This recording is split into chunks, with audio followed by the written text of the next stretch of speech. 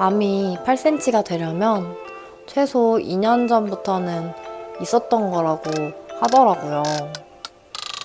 이 영상을 보시는 소중한 구독자분들은 부디 저 같은 실수를 하지 마시고 미리미리 잘 파악해놓고 관리하는 게 좋을 것 같아서 말씀드립니다. 20대에 유방암 3기 판정을 받았습니다. 제가 암 진단을 받고 가장 후회했던 3가지가 있어요.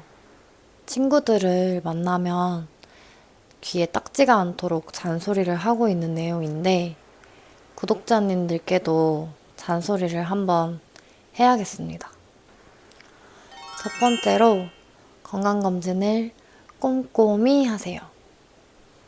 직장인이라면 다들 공감하실 텐데 건강검진 하는 날은 새벽부터 호다닥 일찍 끝내놓고 놀러 가는 날이라고 생각하시죠?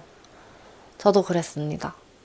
제가 24살부터 취업을 했는데 회사에서 매년 건강검진을 보내줬어요. 어느 날 건강검진을 하러 갔는데 다른 검사는 다 하고 악명 높은 짜부 검사 아시죠? 그걸 하러 갔습니다. 근데 대기가 너무 긴 거예요. 앞에서 이제 안내해 주시는 분께서 40세 이하 젊은이들은 할 필요가 없다. 몸에 좋지도 않으니까 안 하는 게 좋다. 이렇게 말씀하셔서 기다리기도 귀찮고 안 해도 될 것 같아서 나 있어 하면서 안 하고 놀러 갔습니다. 그때부터 유방 촬영은 잘 안 하고 초음파만 했었던 것 같아요. 왜냐면 방사선은 몸에 안 좋으니까 라고 생각하면서요. 기본 건강검진에서는 초음파는 한 군데만 신청이 가능해서 2019년에는 유방 초음파, 2020년에는 갑상선 초음파를 돌아가면서 검사하고 깨끗하다고 하시니까 건강하다고 생각하면서 살았던 거죠. 그러던 2021년에 8cm의 유방암 진단을 받아버립니다. 암이 8cm가 되려면 최소 2년 전부터는 있었던 거라고 하더라고요. 초음파에 잘 보이는 암이 있고 유방 촬영에 잘 보이는 암이 있다고 해요. 2019년에 유방 촬영을 했다면 초기에 발견할 수 있지 않았을까 하고 지금까지도 계속 후회하고 있어요. 암의 최고의 치료는 초기에 발견하는 것이에요. 이 영상을 보시는 소중한 구독자분들은 부디 저 같은 실수를 하지 마시고 건강검진을 꼼꼼하게 하셨으면 좋겠습니다. 두 번째로는 가동력을 확인하세요. 솔직히 저는 가동력은 저와 상관없는 이야기라고 생각했습니다. 그런데 유방암을 걸리고 나서 알고 봤더니 고모 3분 중에 2분이 호르몬 양성 유방암 경험자였더라고요. 저는 브라카 음성이어서 유전이랑은 관련이 없다고 생각했는데 저도 모르는 가동력이 있었어요. 만약에 가동력을 알고 있었다면 유방 쪽으로는 조금 더 주의 깊게 관찰하지 않았을까 하는 후회가 있었어요. 사실 걸리고 나서 이렇게 생각한 거지 걸리지 않고 건강했다면 제 가동력이라고 생각하지 않았겠죠?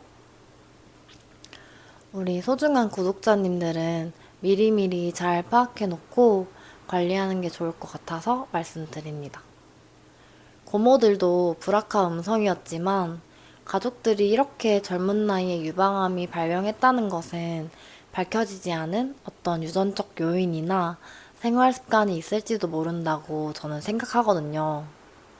부모님뿐 아니라 가까운 친척까지도 가동력을 확인하는 게 좋을 것 같다고 생각합니다. 세 번째로는 실비보험을 들어주세요. 제가 가장 후회하는 건 실비보험을 안 들어놨다는 거예요. 보험을 한번 맘잡고 들었었던 적이 있는데 설계사님께서 회사 단체 보험이 너무 좋으니까 실비보험은 퇴사하기 6개월 전쯤 들면 좋을 것 같다고 하셔서 실비는 안 들고 어린이 보험만 들었었거든요.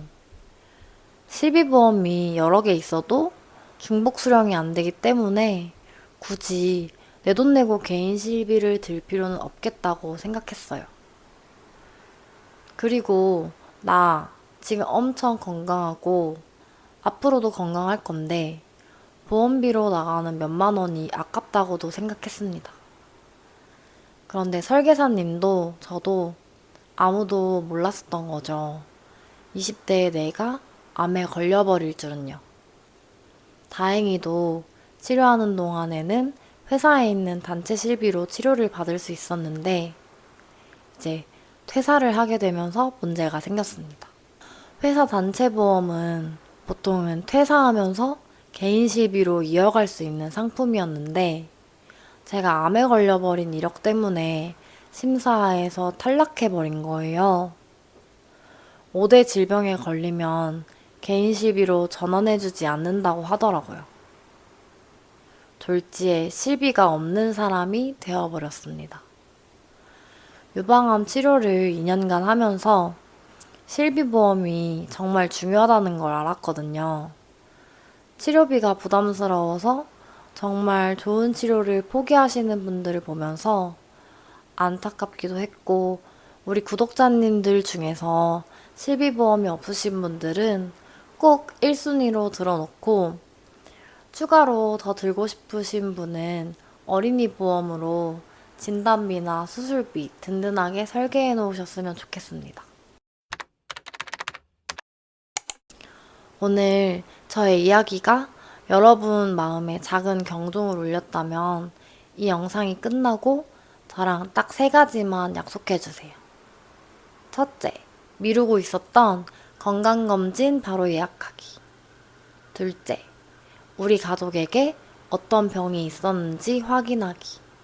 셋째, 실비보험이 있는지 확인하기. 여러분의 건강을 지킬 수 있는 사람은 다른 누구도 아닌 바로 자신입니다.